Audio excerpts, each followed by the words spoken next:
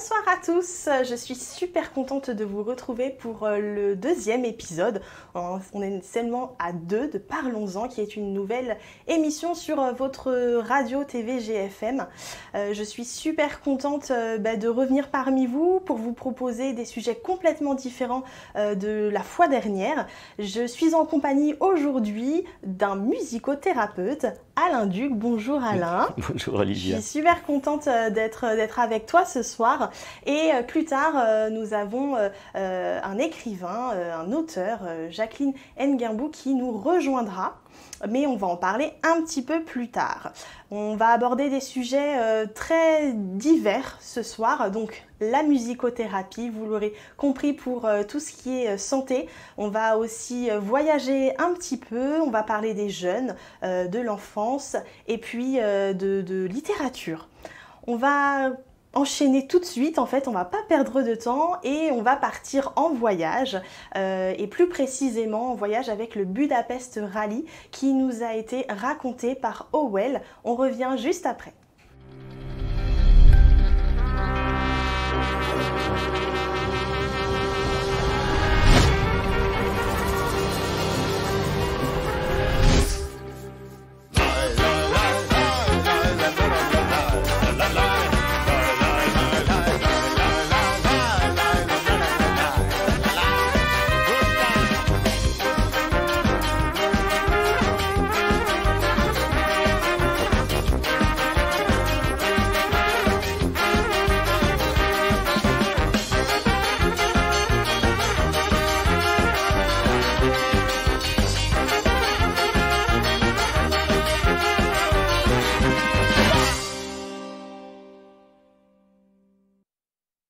Qui se cache derrière le Budapest Rally? Alors, derrière le Budapest Rally, il y a en fait les Rally Riders, qui est une communauté de passionnés de voitures, motos et scooters, où le but est toujours d'avoir le véhicule le plus original possible.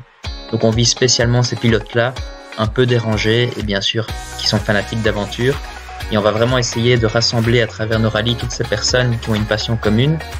À travers donc le Budapest Rally, on en a un autre en Écosse, en Norvège, bientôt en Islande et aussi dans les Vosges, donc en France. Donc voilà, ça commence vraiment à grandir et à prendre de l'ampleur. Et alors plus précisément, donc notre équipe à nous, on est une équipe de dizaines de jeunes, tous entre 25 et 30 ans, une partie en Hollande et une partie en Belgique. Et donc on peut dire qu'on est les fiers représentants d'une Belgique unie entre flamands et francophones. Et voilà, on a de plus en plus de participants français, d'où les départs de Lyon et Paris. Donc qui sait, peut-être prochainement une branche en France aussi. Donc nous organisons chaque année le Budapest Rally et cette année 2021 sera notre 5e édition. Donc on aimerait dès lors frapper un grand coup pour célébrer ça et pour fêter en grande pompe la fin de cette année morose. Donc ce rallye festif est composé de centaines de véhicules, des milliers de participants. Cette année il démarrera le dimanche 18 juillet 2021 avec comme point de départ Bruxelles, Amsterdam, Paris et Lyon. Avec 7 jours de road trip intense, on compte environ 450 km par jour.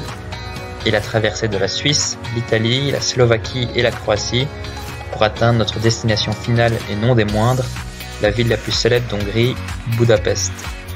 On a en fait trouvé que cet itinéraire est vraiment un incontournable, en passant par des magnifiques cols en Suisse, puis par des villes idylliques comme Venise, ou encore par l'Europe de l'Est avec des côtés un peu plus sauvages, nature, comme le parc de Plitvice en Croatie. Il arrive bien sûr parfois que l'itinéraire change un petit peu, mais ça reste globalement le même et nous gardons toujours quelques routes légendaires comme le col de Stelvio, les routes que les gens veulent cocher de leur bucket list. Et oui, nous testons tous les itinéraires avant, durant notre période de prospection. Donc oui, ça fait effectivement beaucoup de déplacements, mais c'est ça qui est chouette dans ce boulot. Voilà, avec le Budapest Rally, on voulait vraiment mettre en avant le côté challenge, car c'est un peu une aventure folle que de vouloir traverser 10 pays en 7 jours. Et aussi le rallye est là pour tout le monde, pas seulement pour les Belges. Comme on dit chez nous, plus on est de fous, plus on rit. Nous organisons pour tous nos rallyes des épreuves, souvent à caractère drôle, grâce auxquelles les participants peuvent gagner des points. Ces points sont aussi attribués de la décoration de la voiture, ou même pour les déguisements de l'équipe, jusqu'au modèle de la voiture. On a notamment notre catégorie Trop moche pour être vrai, avec la Pontiac Transport ou la Nissan Cube. Et bien sûr notre catégorie The Ultimate Ride, qui est le modèle qui vous permettra de gagner le plus de points. On la considère comme l'une des 7 merveilles du monde. Ce n'est autre que la fameuse Fiat Multipla, qui pourra vous faire gagner plus de 40 points. Pour le principe du Budapest Rally, on a vraiment donné le ton directement que ce rallye serait porté sur l'humour et le second degré. On a donc trouvé logique de mieux récompenser les voitures les plus moches. On veut que le Budapest Rally soit une aventure folle du début à la fin, que les participants puissent partager leur expérience déjantée, après avec leurs amis et leur famille. C'est vraiment basé sur une expérience humaine avec comme but d'accepter tout le monde, de venir comme on est sans peur d'être jugé. Pour notre première édition, on a commencé avec quelques centaines de participants et maintenant on se dirige vers notre plus grande édition avec plus de 1500 participants. Le moment que nous garderons toujours à l'esprit est celui où nous sommes arrivés avec le Budapest Rally en 2019 et où le membre le plus âgé de notre groupe de participants nous a dit que c'était la meilleure expérience qu'il ait jamais eue. Il devait avoir 70 ans. Je pense que c'est le plus beau compliment que l'on puisse recevoir de quelqu'un. Vous pouvez vous inscrire via notre site budapestrally.org. Pour votre voiture, cela n'a pas d'importance, même la plus commune des Passat bleu foncé peut être transformée en petit bijou avec un peu d'imagination. On ne va pas vous refuser l'inscription si votre voiture n'est pas assez originale. Nos juges vous accorderont seulement un peu moins de points au départ. La deadline est lorsque nous serons sold out, ce qui est quasi le cas. Nous avons déjà plusieurs séries complètes, donc nous ne pouvons que vous conseiller de vous inscrire au plus tôt au mieux. Pour le dernier mot, un grand merci pour cette chouette interview et beaucoup de succès à la radio GFM.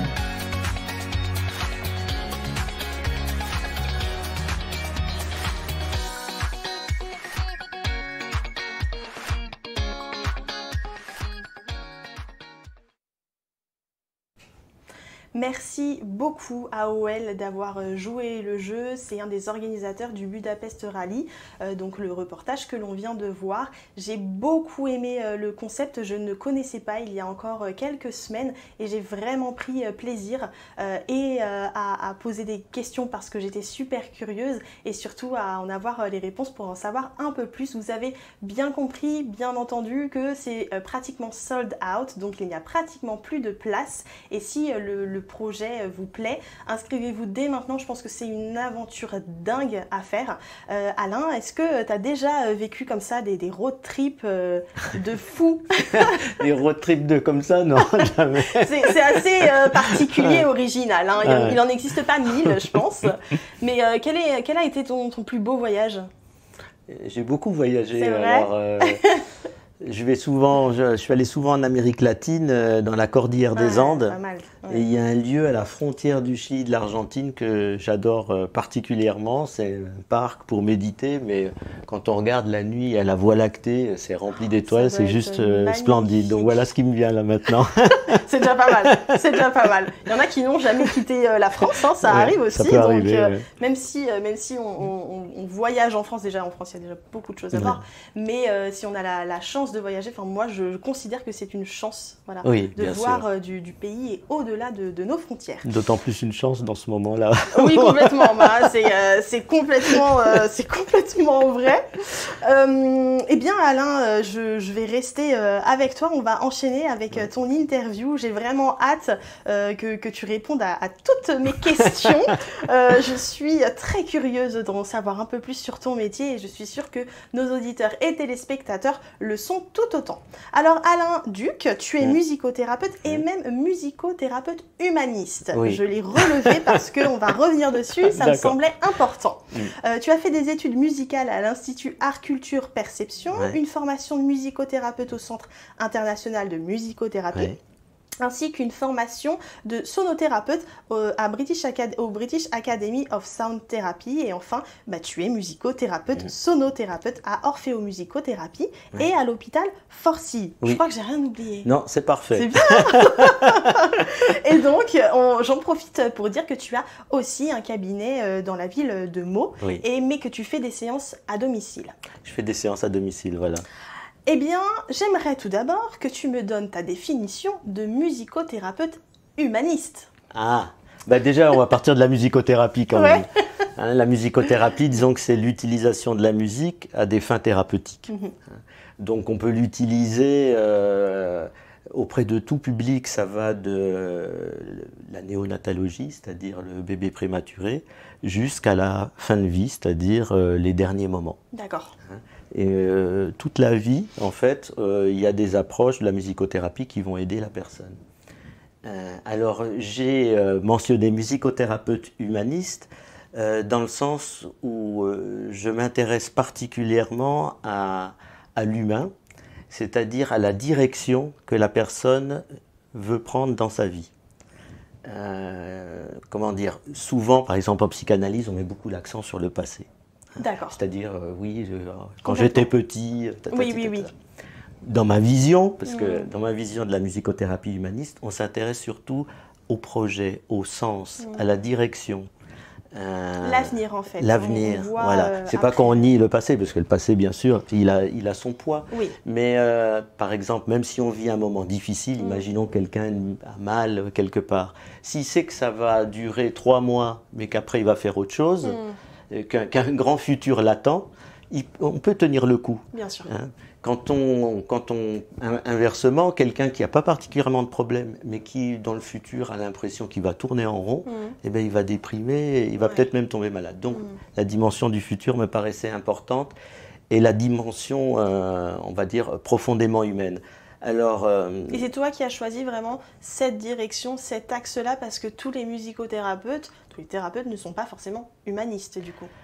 Bon, j'ai pris cette dénomination-là, c'est pas pour me différencier des autres quand même. Tu voulais mettre le point mais je voulais, sur ce côté-là, voilà, en fait. d'une certaine manière, rassurer et puis faire en sorte que les personnes qui prennent contact avec moi soient aussi dans une recherche similaire. D'accord. Voilà. Parce que dans cette vision en fait humaniste, j'inclus le spirituel. D'accord. Qui est une dimension du soin qui est reconnue maintenant depuis une trentaine d'années, hein, un peu plus difficilement en France, il faut le dire. C'est pas faux. Donc ça, on en reparlera. Mais disons qu'il y a de nombreuses études qui montrent que la spiritualité a une incidence, par exemple, sur la résilience, sur la force d'une personne face à sa maladie. Tout à fait. Hein. Donc c'est un domaine qui, pour moi, est important. Oui, et tu fais bien de le dire, parce que c'est vrai que je comprends mieux la notion que tu as ajoutée d'humanisme, parce que c'est pas parce qu'on trouve un thérapeute qu'il est forcément fait pour nous. Oui. Donc c'est vrai qu'il est important, même en tant que particulier, dans nos recherches, d'en savoir le maximum sur le thérapeute avant d'aller le voir, parce que ça ne peut pas toujours fonctionner. Oui, oui. Merci beaucoup pour cette définition. Est-ce que tu as toujours fait ce métier, ou est-ce que tu as été amené à le faire grâce à un déclic? Oui, grâce à un déclic. Ouais. Donc moi, à la base, j'étais musicien. D'accord. Je joue de la contrebasse, je fais du jazz. Et je m'étais arrêté parce que les circonstances de la vie, j'avais d'autres projets pendant une vingtaine d'années. Et en 2013 ou 2014, il y a un ami proche qui a eu un cancer et qui m'a demandé de l'accompagner. De l'accompagner, évidemment, pas au niveau de la santé, mais plus spirituellement. D'accord. Et donc, je l'ai accompagné. Et des amis lui ont offert une séance de musicothérapie. Ok. Et chez cet ami, ça a déclenché vraiment des choses très importantes, parce qu'il avait eu une enfance terrible. Et il s'est souvenu de souvenirs positifs de son enfance qu'il avait oubliés, dont il n'avait pas conscience, grâce à la musicothérapie. Ok. Et 2 semaines avant de décéder, il me dit « Mais tu sais, Alain, je te verrais bien faire musicothérapeute. » Moi, je ne savais même pas que ça existait. Ouais. Tu l'as appris avec lui, finalement. J'ai appris avec lui. Et puis après, ça m'a trotté dans la tête. Sur le moment, non, mais après, ça m'a trotté dans la tête. Puis je me suis dit, pourquoi pas essayer? Je me suis inscrit au CIM en me disant, pourquoi pas. Et puis après, comme je voulais savoir quand même un peu plus qu'est-ce que c'est ce métier, j'ai essayé de prendre contact avec des musicothérapeutes pour parler. Et je suis tombé sur une musicothérapeute qui s'appelle Martina Nierhausen, qui travaillait, qui a eu une expérience de mort imminente. D'accord. Et du coup, avec elle, on pouvait parler de tout sans filtre, parce que bon, elle avait très ouverte d'esprit. Très ouverte d'esprit. Et elle me dit, voilà, là, on démarre un gros projet en soins palliatifs, on a besoin de quelqu'un. Mais moi, je commençais à peine ma formation. Alors, il y a un stage durant la formation, mais je pensais le faire l'année d'après. Oui. Mais là, je me suis retrouvé embarqué parce qu'on ne peut pas dire non. Et là, j'ai découvert quelque chose d'extraordinaire. C'est comme si les planètes se sont alignées voilà, pour toi, parce que tout s'est enchaîné. Tout s'est enchaîné. Sans que tu demandes rien. Voilà. Et du coup, j'ai repris la musique et voilà. Et puis, parce que du coup, tu avais complètement arrêté la musique. J'avais arrêté parce que, en fait, j'avais un certain niveau à l'époque, D'accord. enfin pas extraordinaire, mais quand même. Et quand on joue pas, surtout la contrebasse, la main, les muscles, etc. Et jouer faux tout le temps, non, Bien je me sûr. suis dit non, c'est pas. Ça t'a réconcilié avec, Oui, avec la musique finalement. oui, parce que en fait, j'ai retrouvé, on va dire, l'usage de la musique qui a pour moi son origine, c'est-à-dire faire du bien aux autres. Mais ça te fait du bien à toi aussi d'en jouer? Ah oui. Ouais, hein.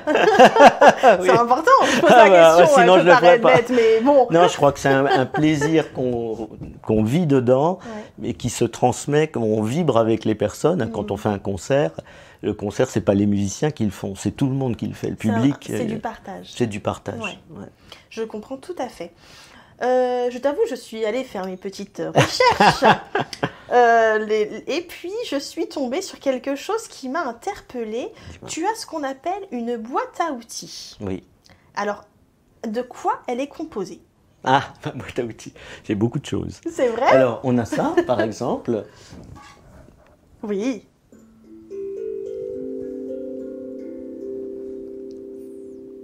Ça y est, je suis détendue. Voilà, c'est un tongue drum. D'accord. Donc c'est un instrument que tout le monde peut jouer parce que c'est un instrument intuitif. Donc ça veut dire que même quelqu'un qui est très très malade, va pouvoir faire ne serait-ce qu'une petite note. Et c'est déjà une victoire. Et c'est déjà énorme. Ouais. Et ou pareil, enfin bon, bref, c'est un instrument, voilà, j'ai ça dans ma boîte à outils. Mais il y a donc, j'ai pas mal d'instruments. Des instruments, je dis une guitare, j'ai des percussions, des tambours, j'ai des bols tibétains, gongs, enfin j'ai des tas d'instruments comme ça. On va dire ça c'est une partie de la boîte à outils. D'accord. Mais pour moi la boîte à outils c'est aussi un ensemble de techniques. Ouais. Justement, ça m'intéresse que tu nous en parles, des différentes techniques que tu utilises sur tes patients. Oui. Alors en musicothérapie, et là je rejoins tous les musicothérapeutes, on a deux grandes techniques. Une, c'est la musicothérapie active. D'accord. Musicothérapie active, on va faire de la création musicale. On va utiliser son corps, Oui. hein, on va utiliser sa voix, c'est-à-dire qu'on a une empreinte vocale unique. C'est-à-dire ta voix, il n'y a que toi qui l'as, personne d'autre là. Donc ça veut dire que c'est précieux. On va utiliser dans la musicothérapie active tous ces instruments. Et on va créer, c'est-à-dire on peut partir de rien. D'accord. Et quelque chose va venir, un rythme, on va trouver une respiration commune. Donc ça veut dire que on va communiquer. Et on va communiquer pas avec des mots. Et des fois, bizarrement, en communiquant avec des instruments, on va pouvoir exprimer des émotions qu'on n'arriverait pas à transmettre verbalement. D'accord. Par exemple, quelqu'un a quelque chose à dire, même pour, par exemple, sortir une grande souffrance, peut-être que les mots, ça serait difficile, ou il y aurait des mots qui sont dits mais qui ne sont pas sentis. Là, il va y avoir l'émotion pure. Et moi, en tant que musicothérapeute, je vais pouvoir te rejoindre, te soutenir. On va aller là, et on va s'élever, et on va sortir de ce noyau de souffrance. D'accord. Et après, on va en parler, mais on le verra déjà avec une certaine distance. On va pouvoir le transformer. Ça peut être aussi des grandes joies qui s'expriment. Hein, c'est-à-dire l'expression musicale, des fois, elle nous amène dans des endroits inimaginables. On n'aurait jamais pensé ça. Hein. Des personnes se découvrent, ils se découvrent. Ouais. Donc, quand c'est en groupe, en plus, alors là, on ne maîtrise rien. D'accord. C'est-à-dire que d'un coup, il peut se passer quelque chose entre les personnes, ne serait-ce qu'avec la voix. La voix, on va improviser. Et puis au bout d'un moment, des fois, il y a des personnes à la fin, ils me disent « Ah, mais c'était beau !» Parce qu'on s'est rejoints, il y a eu une osmose, une sorte de communion entre les personnes, on ressort différent. Ça demande quand même, de la part de la personne qui vient te voir ou du groupe, un certain lâcher-prise. Ça demande un certain lâcher-prise. Alors moi, je vais utiliser la technique qui correspond à la personne. D'accord. Peut-être qu'avec certaines personnes, je vais utiliser la musicothérapie active. Parce que je vois, c'est une personne un peu agité, etc. Si je lui dis, bon, maintenant, on va s'asseoir, fermer les yeux. Ouais, elle a besoin d'être dans l'action. Elle a besoin d'être dans l'action. Elle va peut-être commencer, on va peut-être commencer par ça. D'accord. Elle va se détendre. Okay. Et peut-être on va pouvoir passer à la réceptive, qui est la deuxième D'accord. technique. Ok. La deuxième technique. Donc là, c'est basé sur l'écoute musicale. Alors, déjà, ce qu'il faut savoir, ce qu'on sait en fait, c'est qu'on a tous une histoire avec le son et la musique. Nous, on appelle ça une identité sonore, qui est unique. C'est-à-dire, on est né dans un certain endroit, il y avait un environnement sonore dans cet endroit. Notre maman, elle a peut-être chanté certaines berceuses, qui ne sont pas les mêmes si on va là ou là. Il y a des parents qui écoutent certains types de musique, qui n'écoutent pas de musique, qui écoutent la radio, selon l'époque. Donc il y a tout un environnement dans lequel on s'est formé, qui est pour nous une sorte de normalité. On pense que tout le monde c'est pareil. Sauf que non. Donc on a tous une histoire aussi avec la musique. C'est-à-dire par exemple, des personnes vont me dire, ben voilà, j'ai connu mon mari, on a dansé sur cette musique. Donc quand on met la musique, même une mamie de 80 ans, c'est une jeune de 20 ans, on la voit toute belle, les yeux brillent, la respiration change. Ouais, d'accord. Mais nous tous, on a des airs, par exemple, des fois, pendant une période, on écoute la même chanson. Oui. On l'écoute. On se dit, mais qu'est-ce qui m'arrive ? Ouais. Puis on se dit, mais c'est bizarre quand même. On l'écoute comme si cette chanson, elle avait quelque chose à nous dire, ou elle nous emmenait dans un endroit où apparemment on se sent reconnu. C'est comme si elle nous connaissait mieux que nous. Parce que nous, on ne sait pas bien qu'est-ce qui se passe. Mais on est irrésistiblement attirés. Ouais. Donc, dans la musicothérapie réceptive, on va utiliser ça. C'est-à-dire, par exemple, les musiques qui... alors, ça dépendra de l'objectif thérapeutique. D'accord. Mais disons que, imaginons, quelqu'un aurait une difficulté qu'il veut résoudre. Peut-être que cette difficulté, elle va se traduire dans une musique. D'accord. On va pouvoir passer d'une musique à l'autre et transformer, ou qu'elle puisse verbaliser. Et puis après, si c'est un petit peu lourd, après on met une autre musique. C'est-à-dire on va mettre une musique pour sortir de là, bien. Mais on a pu entrer et sortir. D'accord. Donc ça, c'est la musicothérapie réceptive. Après, il y a plein de profondeurs dans la musicothérapie réceptive. Par exemple, si je vais utiliser les bols tibétains, le gong, etc., avec un certain objectif, par exemple, pour la personne de prendre contact avec une intériorité plus profonde, avec un soi plus profond, avec quelque chose vers dedans. Bon, on entend un gong ou des choses comme ça, c'est des sons complètement inhabituels qu'on n'arrive pas bien à raccrocher. Il n'y a pas de rythme, il n'y a pas de notes précises, il y en a qui vont dans tous les sens, c'est pas tonal, c'est pas do, ré, mi, fa, sol, la, si, do, ça part dans tous les sens. Donc, le moi habituel du quotidien ne trouve aucun repère. C'est-à-dire, il n'y a rien pour s'appuyer. Ouais. Donc là, on est obligé de lâcher. Et hop, on va rentrer à l'intérieur de soi. Et les sons, selon les différentes fréquences des sons, vont avoir un impact. Alors, il y a l'impact tout simplement physique, les vibrations, les ondes sonores, elles circulent notamment dans tout ce qui est solide, mais elles circulent dans tout ce qui est liquide, on a 60% composé d'eau, donc ça va avoir un impact, ça peut se mettre dans des tensions qu'on a profondes pour les dénouer. Donc ça, c'est un peu l'aspect physique, mais après, il y a effectivement, selon la fréquence, c'est-à-dire les sons graves, ils vont plutôt résonner vers le bas du corps, les sons aigus plutôt vers le haut, et on va brasser, on va dire, à la fois tout ce qui est physique, émotionnel, et on va dire mental. D'accord. Ok. C'est super intéressant, et donc du coup là dans tout ce que tu nous as dit, donc on retrouve là sur le site internet d'Alain Duc, vous retrouverez du coup cette boîte à outils avec des termes un peu plus techniques. Donc on a la biographie psychomusicale, la réalisation de montages musicaux relaxants personnalisés, la méditation dynamique sous forme d'images guidées et de musique, la réalisation de bains de son en groupe ou one-to-one, et la création instrumentale et vocale instantanée. Ce qui fait un sacré panel, et en effet, ça te permet du coup d'allier différentes techniques et surtout de t'adapter à la personne que tu as en face de toi. C'est ça, c'est ça. Du coup, est-ce que tu peux m'en dire un petit peu plus sur la biographie psychomusicale ? Alors ça, je l'utilise surtout à l'hôpital, en soins palliatifs. D'accord. En fait, c'est revivre, faire l'anamnèse musicale de la personne, c'est-à-dire, comme je disais tout à l'heure, depuis son enfance, les grands événements de la vie. Et on peut en faire, c'est-à-dire que la personne, à travers ce travail-là, va revivre toute sa vie. Elle va faire une sorte de biographie, mais d'un point de vue inhabituel, parce qu'elle va passer sur le côté, ça va être les musiques qui ont compté. Mais une musique, par exemple, je prends un exemple d'une dame qui... je peux me donner d'ailleurs l'exemple complet, parce que... Bien sûr. Donc par exemple, une dame, disons qu'il y avait, au début, c'était que les musiques pour danser, etc.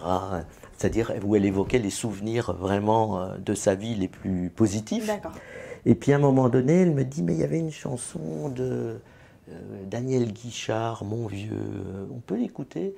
Et puis là, Mon vieux, je ne sais pas si vous l'avez écouté, Oui. c'est du lourd, hein, et c'est papa.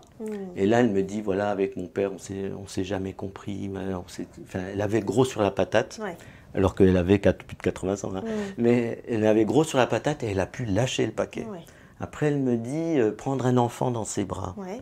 Et là, c'était un petit enfant qui est décédé, son petit enfant. Et la famille s'est brisée à la suite de ça. Elle s'est disputée avec sa fille qui ne voulait plus lui parler. Enfin bref, une catastrophe. Et puis, comme ça, on allait d'un titre à l'autre et dans différents moments de sa vie. Et à un moment donné, elle me dit, mais il y avait une chanson, parce que nous, elle me dit, quand j'étais petite, il n'y avait même pas la radio. C'est ma maman qui chantait. Et elle me dit, elle chantait, et puis elle se souvenait de 2-3 paroles, et puis maintenant, grâce à YouTube et tout ça, bref, je la retrouve. C'est un amour comme le nôtre. La dame, elle était dans une émotion, mais énorme. C'est comme si sa maman était à côté. Ouais. Et puis, elle a pris cette émotion, et puis elle avait sympathisé avec un conducteur de taxi qui l'amenait toujours pour les soins. D'accord. Et elle a dit, vous pouvez m'en faire un CD, je vais lui offrir, comme ça, elle en a fait une blague, c'est-à-dire elle a pris ce souvenir, toute cette charge, et elle l'a amené vers une blague. Et à la fin, elle m'a dit, il y a une chanson que je voudrais écouter, c'est Nana Mouskouri, c'était Liberté. Et elle me dit, comme ça, quand vous penserez à moi, quand vous saurez que j'ai décédé, vous direz, Madame, elle crie Liberté. D'accord. Ouais, c'est des belles histoires quand même. Hein. Je suppose que tu as énormément d'histoires comme ça. Ça va au-delà de l'anecdote. C'est vraiment des tranches de vie que tu partages avec les gens. Mais du coup, ça te demande aussi une sacrée culture musicale pour retrouver, parce que je pense qu'ils savent pas toujours, ils connaissent pas toujours les titres. Ils connaissent pas les titres. Et puis moi, des fois, je me retrouve dans des univers musicaux que je ne connais pas. Que tu ne connais pas. Hein, par exemple, quelqu'un du Laos. Ouais, oui, Hein, moi j'ai eu le cas, quelqu'un du Laos et en plus c'est une personne de 80 ans. Donc ça fait beaucoup d'obstacles quand même. Mais on y arrive, on demande de l'aide à la famille, il y a toujours quelqu'un, ils peuvent demander au tonton, je sais qui. On arrive à retrouver. Donc c'est normal, on ne peut pas tout connaître. D'autant que des fois il y a des vrais mélomanes. Oui. Donc là, ça rigole pas. Faut pas se tromper, ni d'interprète, ni de chef d'orchestre, etc. Donc des fois, je demande à des musiciens professionnels que je connais, voilà, j'ai quelqu'un, il adore la musique baroque, mais il en connaît un rayon, donc voilà, je te donne des indications, dis-moi les bons interprètes. Pour pas que je sorte le truc qui est... La personne va me regarder et me dire, bah vite, vous êtes allé au supermarché du coin. Je comprends, mais du coup, toi, ça parfait aussi ta propre culture. Oui, tu dois faire beaucoup de découvertes. Oui, complètement. Merci beaucoup pour toutes ces précisions. Moi, je voulais savoir, est-ce que les problématiques sont complètement différentes chez un patient en soins palliatifs que chez un patient dans la force de l'âge, par exemple? Bon, bien sûr, c'est différent. C'est différent, mais il y a du commun. Ouais. Ce qu'il y a de différent, c'est qu'en général, les personnes dans la force de l'âge, de façon globale, on croit qu'on ne va pas mourir. C'est-à-dire, on est persuadé, c'est un sujet qui est écarté. La vieillesse, la mort, c'est tabou dans notre société. Il faut rester jeune et beau éternellement. On sait bien. D'ailleurs, on voit que ça, tous les films, bon bref. Bon là, avec la crise sanitaire, la mort a fait son grand retour quand même. C'est-à-dire d'un coup, on s'est rappelé qu'on était mortel. Disons que la différence, je dirais, elle est là. C'est-à-dire une personne qui est en fin de vie, elle se rend compte. Par contre, il y a des choses communes quand même.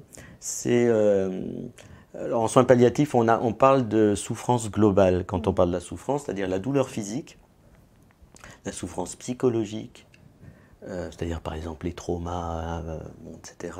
La souffrance sociale, par exemple l'isolement, et la souffrance spirituelle.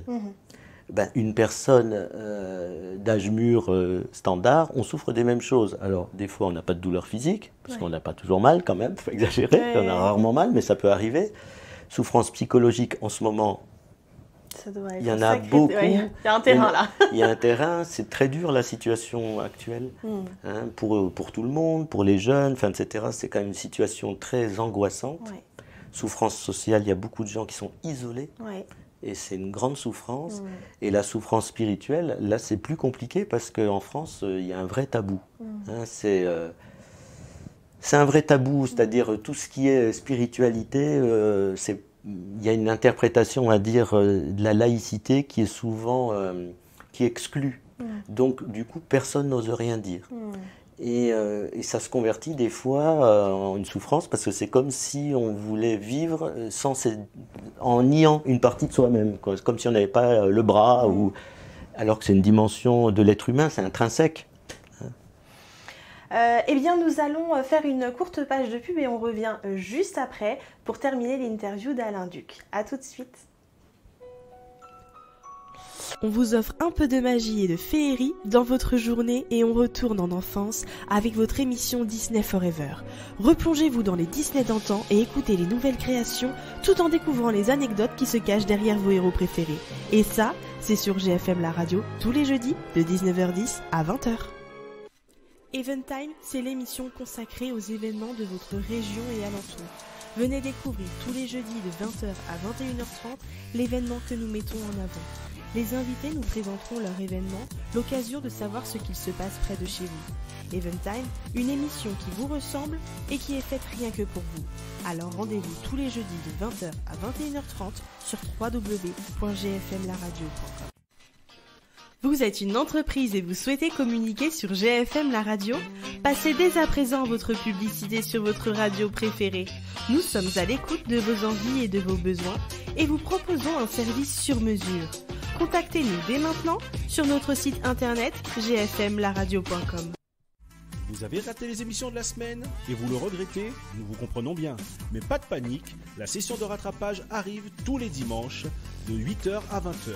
Connectez-vous sur gfmlaradio.com pour retrouver toutes les émissions de la semaine. C'est tous les dimanches de 8h à 20h. Vous êtes une entreprise, un particulier et vous souhaitez organiser un événement qui marquera les esprits? L'agence Liane Concept est là pour répondre à vos attentes et concevoir l'événement de vos rêves. Contactez-nous dès maintenant au 06 66 94 06 08 ou sur notre site www.lianconcept.com. LYANconcept.com.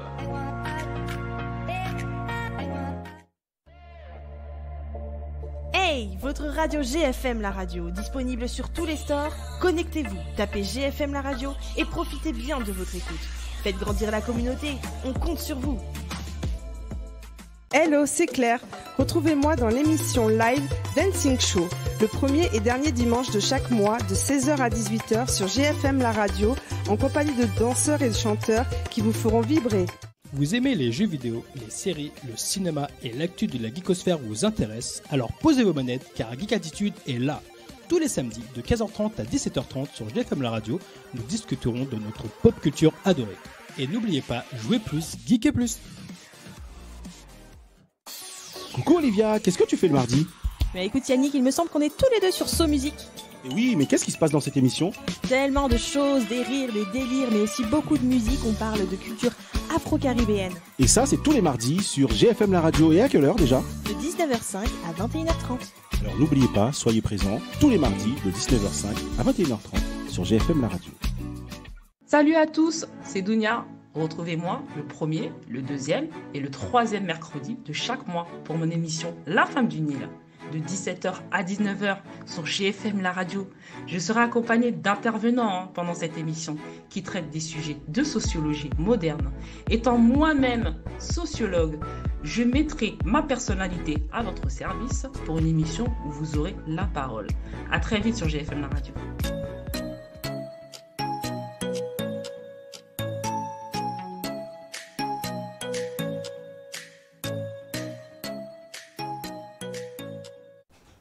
Vous êtes sur GFM, la radio TV, dans l'émission Parlons-en et je suis en compagnie d'Alain Duc qui est musicothérapeute. Nous avons déjà fait une première partie d'émission avec lui en lui posant plein de questions. C'est super intéressant. J'en ai encore quelques-unes, donc on va continuer. Et puis, bien entendu, tu nous feras une petite démonstration de ton très bel instrument dont je ne saurais prononcer le nom. Ton drum.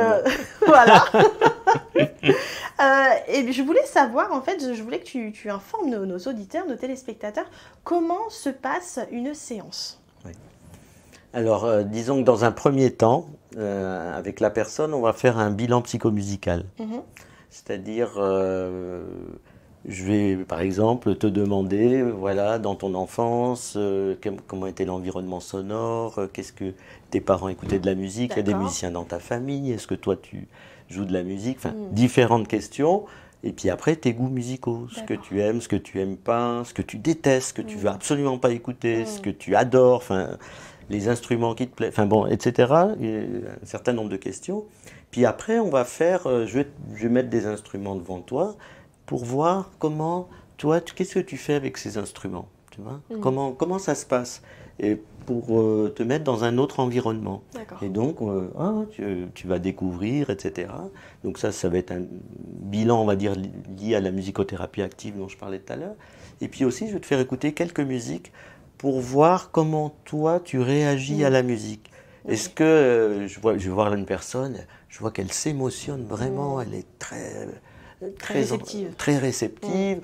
Ou une personne, elle s'émotionne là-dessus, mais pas là-dessus, ou ça. Enfin bon, voilà. Donc, ça va me permettre de savoir par où je vais pouvoir continuer. Je vais te demander, bien sûr, qu'est-ce que tu attends. Oui, les objectifs. Tes objectifs. Et ensuite, à la suite du bilan, je vais laisser un petit moment et je vais te proposer un suivi avec une séquence, une façon d'organiser les séances qui sera que pour toi. Ça peut être, par exemple, comme je disais tout à l'heure, très orientée musicothérapie active, parce que je vois que la personne, là, vraiment, elle s'épanouit, il y a quelque chose qui cherche à sortir d'elle. Et par exemple, je vais me dire, mais on va aussi ajouter un peu de relaxation, parce que je la sens un peu, voilà, pour qu'aussi qu'elle se centre. Ou quelqu'un d'autre, ça va être vraiment orienté très réceptif, par exemple, parce que je vois que c'est une personne qui est... comment dire, qui cherche, d'abord elle cherche quelque chose qui est peut-être à voir avec quelque chose à l'intérieur d'elle-même. Donc on va essayer d'explorer cet intérieur. Donc là, c'est vrai tout à l'heure j'en ai pas parlé, mais j'utilise aussi ce que j'appelle les méditations musicales. Ça veut dire, ça va être un couplage de musique, mais aussi de guidance verbale pour t'amener dans certains endroits. Et en fonction de toi, ce que tu auras vu, je vais prendre ces éléments pour les réintroduire. Enfin bon, bref, voilà, donc la séance, en réalité, elle est construite à partir de la personne. D'accord, ok. En général, ça dure 1 heure. D'accord. Et du coup, qu'on vienne en tant que particulier tout seul ou en groupe, quels sont les cas où c'est plutôt individuel et c'est plutôt en groupe? Oui. Alors, par exemple, j'ai fait des séances avec des soignants. Ouais. C'est-à-dire, on veut... détendre parce que tout le monde est à bout de nerfs, parce que c'est vraiment, voilà, c'est éprouvant. Donc ça va être une relaxation en groupe. Je vais faire un bain de son avec tout le monde et tout le monde ensemble vit la même expérience. Et donc après c'est quelque chose de commun où il va y avoir un moment d'échange, mais on va se rappeler de ce moment ensemble. Ça crée du lien, ça crée un lien, ça crée une expérience commune. Ou, par exemple, inversement, par exemple, des personnes qui sont touchées par la maladie, il faut leur redynamiser, redonner la pêche. Donc, ça va être avec le chant, avec des percussions. On bouge le corps, on utilise la voix. Et on va ensemble créer quelque chose qui donne de l'élan et on va sortir de là avec une patate terrible. C'est-à-dire on est parti d'en bas et on va s'élever ensemble. La dynamique de groupe va donner plus de force dans ce cas-là. Ok, très bien.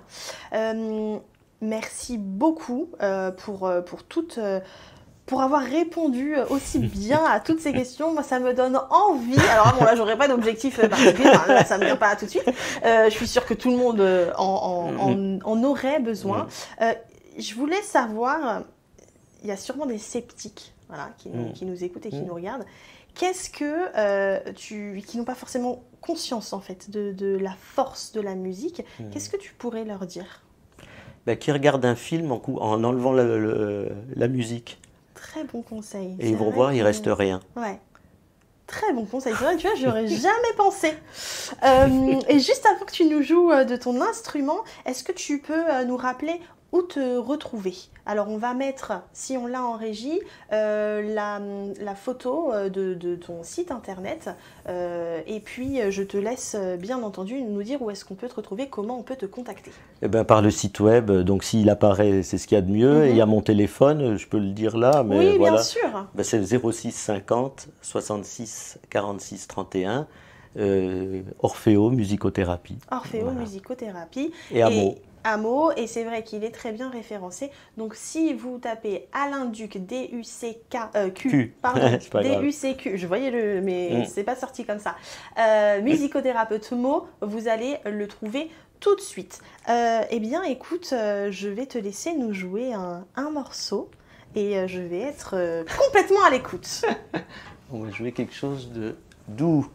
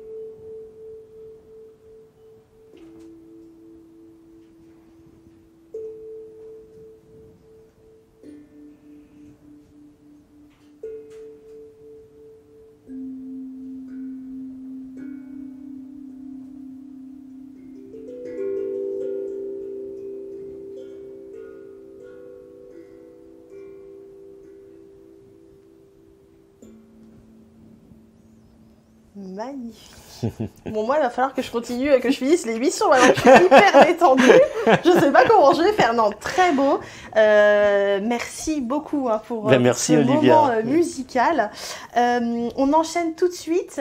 On a reçu il y a quelques temps Jean Delas qui fait partie du Rotary Club et qui est le représentant de la communication dans le Rotary Club de l'Île-de-France Est et Oise. Je vous passe un petit extrait pour revenir un peu sur l'actualité, donc les difficultés. En ce moment, on en parle beaucoup des jeunes, en fait, qui sont un peu délaissés pour compte et on s'y intéresse que maintenant. Est-ce que c'est trop tard? Je ne sais pas. En tout cas, le Rotary Club a mis des actions en place et pour moi, trop peu connues. Donc, je vous mets un petit extrait qui est vraiment axé sur les jeunes, leur avenir et l'aide que leur apporte le Rotary Club. Et vous retrouverez sur la page de Parlons-en l'interview complète qui parle des jeunes du Rotary Act, donc c'est des jeunes qui sont membres du Rotary Club, mais aussi les actions du Rotary Club pour les entreprises.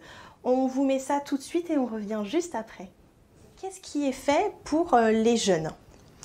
Alors nous avons appelé ça, c'est très, très symbolique, Rotary Insertion. Déjà, ça veut dire le mot et le titre. Et très parlant. Et alors, je pense évocateur. L'idée, c'est d'aider tous les jeunes. Alors, on va commencer.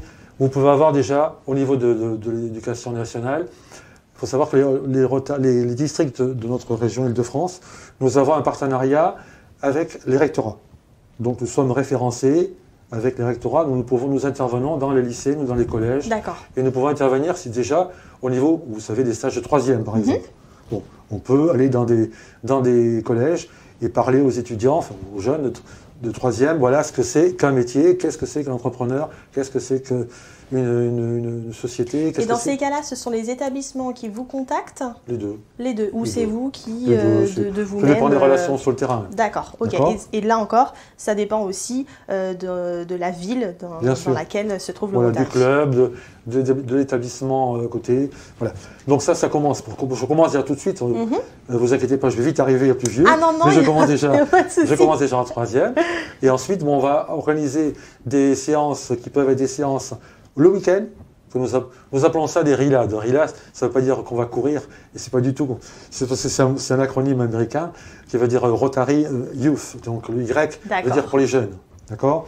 C'est pour aider les jeunes. Et donc nous proposons un petit séminaire qui peut se passer ou le week-end, enfin pour 2 jours, ou pour une semaine, ça peut se passer un peu plus longtemps, pour leur apprendre un petit peu tout ce qu'est l'entreprise, tout ce que connais-toi toi-même, comment te situer par rapport à l'entreprise, comment te situer par rapport à un travail que tu vas chercher.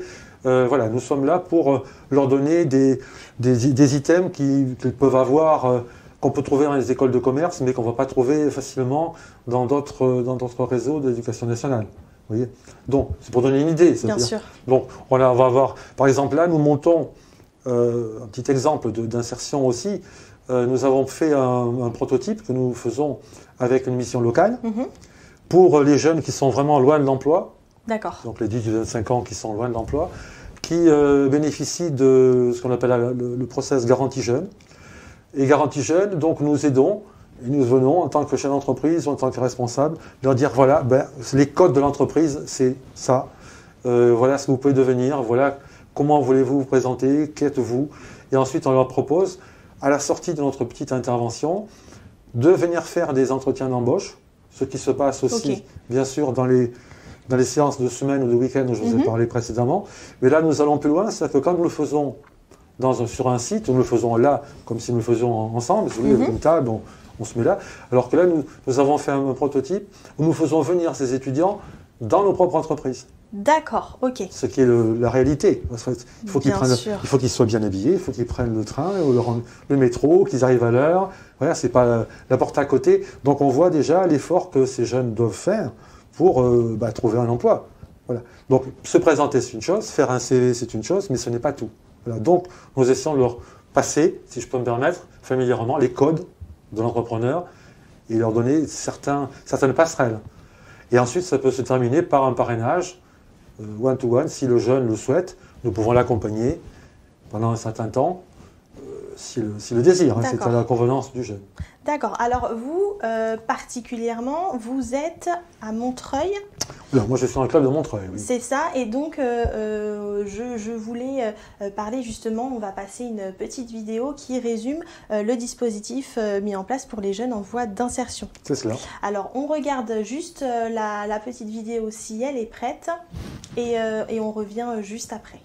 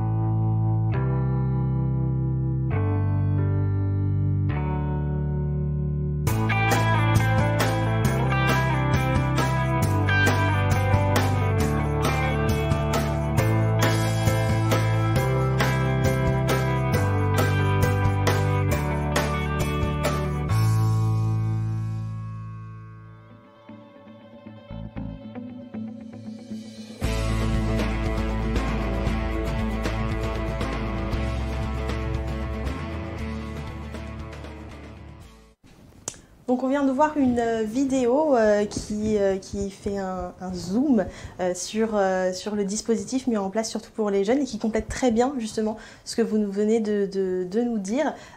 Tout ce qu'on a abordé jusqu'à présent montre que le Rotary Club est vraiment là avec des actions et des dispositifs solidaires, rappelons-le toujours bénévoles, et pour les entreprises comme pour les jeunes. Et du coup, je parle très certainement au nom de beaucoup de personnes qui vous ont déjà sollicité et en vous remerciant vraiment pour ces dispositifs mis en place qui, je pense, aident énormément de personnes. Eh bien, nous sommes de nouveau là, donc vous m'avez vu, mais c'était pas le même jour. J'espère que vous avez découvert, tout comme moi, je l'ai découvert au moment de mon interview donc de Jean Delas concernant les actions du Rotary Club qui sont très peu connues. J'espère que vous prendrez le temps d'aller voir leur site internet, les actions, si vous avez un Rotary Club dans votre ville et si eh bien, il y a des actions menées pour les jeunes. Je suis en très bonne compagnie, alors Alain Duc nous a quittés, mais j'ai Jacqueline Gimbous qui nous a rejoint. Bonsoir Jacqueline. Bonsoir. Ça va? Ça va. Oui, moi ça va super. Eh bien écoute, on va aller directement dans le vif du sujet. Tu es auteure, écrivaine, mais tu es aussi infirmière et je crois savoir bientôt sophrologue et psychosexologue. Exactement. Ça fait beaucoup, hein? Oh là là, dans un si petit corps. Alors, tout d'abord, comment on passe d'infirmière à sophrologue et sexologue? En fait, il y a plusieurs formations. Actuellement, la sophrologie, elle est reconnue RNCP par certaines écoles et moi j'ai choisi une école comme ça. J'ai choisi l'école de Catherine Aliotta. Et pour ce qui est de la psychosexologie, c'est pas encore totalement reconnu encore. Il n'y a pas de diplôme d'État. D'accord. Donc on a le choix entre faire un DIU, donc de retourner à la fac. Mais moi j'ai choisi une école privée parce que j'ai remarqué, enfin moi c'est personnel, hein, le DIU c'était très très théorique et je voulais le côté pratique en fait, parce que la théorie je l'ai déjà vue à l'école d'infirmière. Donc, voilà. D'accord.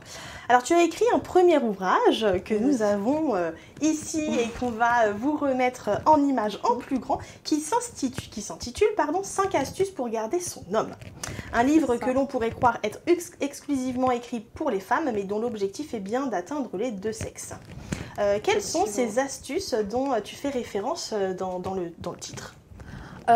En fait, le livre, je l'ai décomposé en 5 astuces et dans chaque astuce, il y a 3 règles.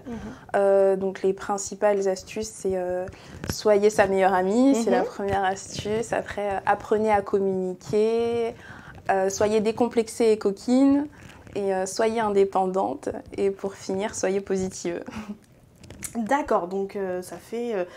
On se dit que c'est que 5 astuces et que ça peut paraître simple quand tu les dis comme ça, mais finalement pas tant que ça, je vous l'assure. Donc du coup, on revient sur l'idée du thème. Il t'est venu vraiment, enfin ça t'est venu un jour en te réveillant ou c'est ton entourage qui te l'a inspiré? C'est ça. En fait, je vais juste retirer ça pour le micro. Donc oui. En fait, depuis toujours, je suis la confidente de mes copines et de mes copains. Donc c'est vraiment depuis le collège, lycée, mais je pensais qu'à la base j'écrirais un blog en fait. D'accord. Donc et j'ai découvert qu'il y a des métiers qui sont en lien avec les relations de couple, comme conseillère conjugale, comme psychosexologue. Et étant déjà infirmière, c'est pour ça que je me suis orientée vers la psychosexologie. Et c'est tout ça, et particulièrement le fait aussi que ma maman est conseillère conjugale, qui m'a donné envie d'écrire, j'imagine. Et puis j'ai toujours eu un journal intime, j'ai toujours écrit depuis... Bon. C'est aussi ça. D'accord. Donc, je ne sais pas, je crois qu'à cet âge-là, on peut encore dire l'âge qu'on a. Donc, tu as 25 ans. Certains pourraient croire que c'est assez jeune pour écrire sur un thème comme celui-ci. Et pourtant, tu écris avec une grande maturité et surtout en ciblant des thématiques universelles, si je peux me permettre, et en donnant des conseils avisés. C'est en tout cas... mon avis. Quelles ont été tes sources d'inspiration? Combien de mois, d'années, d'observation faut-il pour écrire ce que tu as écrit? J'ai envie de dire 25 ans. Toute une vie. En vrai, c'est oui, c'est ça, c'est toute une vie parce que ça part pas que de moi. En tant qu'enfant, on a des modèles en fait. Il y a nos parents, nos grands-parents, les gens qu'on rencontre. Et donc, comme j'ai dit, le fait que ma mère soit conseillère conjugale, moi, ça a aidé. Tu l'as beaucoup observée, elle te partageait des choses aussi Énormément. Observer comment elle-même elle conseillait les personnes de son entourage et puis la manière dont elle gérait son propre couple. Ouais. Et, ça a été un modèle pour toi Franchement, oui. Ouais. Ça l'a été. Et après, il y a, en tant qu'infirmière, peu de personnes savent que dans les études d'infirmière, on a des cours de psychologie, d'anthropologie, etc. Et, ce qui en soi, quand on le dit, paraît logique, mais c'est vrai qu'on ne sait pas forcément. C'est ça. Par exemple, en général, c'est les infirmières, elles font des piqûres, elles donnent des médicaments, et puis c'est tout. Mais moi, pendant mes études, ce que je préférais, c'était les soins relationnels, justement. Donc c'est là que j'ai compris que je ne ferais pas une longue carrière dans le milieu hospitalier et que moi, ça irait direct. C'est en plus un métier très dur de passion, je pense. C'est ça. Et il faut, si on veut le faire longtemps, il faut être plus que passionné et se dédier complètement à son travail. Exactement. Mais du coup, on peut faire tellement de choses en tant qu'infirmière que donc moi, ce qui me passionne le plus dedans, c'est le côté relationnel. Et c'est pour ça que j'ai voulu allier ça à la sophrologie parce que c'est un plus en fait pour accompagner les patients d'être infirmière sophrologue. Donc voilà. Et psychosexologue, ça c'est le côté passion et qui m'a aussi inspiré ce livre. Mais qui finalement, le jour où tu t'installes en tant que sophrologue, le fait d'avoir été infirmière, d'avoir fait des études de psychosexologie, ça va ensemble. Voilà, ça va être vraiment une analyse de tes patients, ce que je te souhaite très complète. J'ai une petite question qui, à mon avis, tu vas la rencontrer souvent. C'est pourquoi avoir fait le choix d'écrire 5 astuces pour garder son homme et non 5 astuces pour garder sa femme? Oui, je la rencontre souvent. Donc, en réalité, une fois qu'on le lit, du coup tu l'as lu, le livre il s'adresse à tout le monde, il s'adresse aux hommes et aux femmes, donc aux couples en général, parce que pour qu'un couple dure, qu'il soit durable, harmonieux, il faut 2 personnes. Il faut que les 2 fassent des efforts. Mais c'était plus simple pour moi d'écrire aux femmes parce que j'avais l'impression d'écrire à mes copines, vu qu'à la base c'était sous forme de blog, je pensais faire ça sous forme d'article, c'était simple en fait. Donc j'avoue que ça peut paraître... Peut-être que quand on lit, ça fait un peu comme si je donnais des injonctions, mais... Non, parce que je trouve que tu prends quand même des pincettes. On sent qu'il y a vraiment de la recherche derrière. Et puis, mais au niveau sociologique aussi.